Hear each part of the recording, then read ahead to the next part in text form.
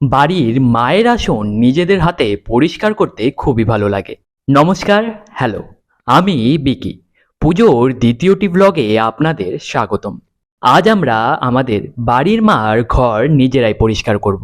হ্যাঁ, রোজ মন্দিরে পুজো হয়, যার ফলে মন্দিরের মেঝে পরিষ্কার থাকে, কিন্তু মায়ের আসন এবং ঘট 1 বছর ছোঁয়া যায় না।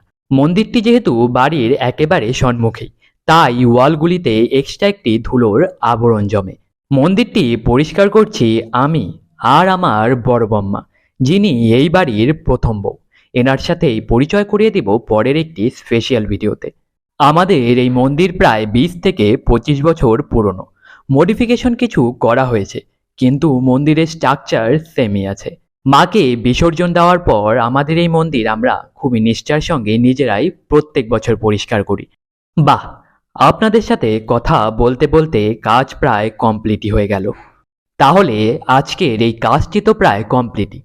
ভিডিওটিকে আর টানছি না, এখানেই রাখছি। আপনারা দেখে একটু জানাবেন তো মন্দিরটি পরিষ্কার হয়েছে কিনা। দেখা হচ্ছে খুবই শীঘ্রই পরের একটি ভিডিওতে। নমস্কার।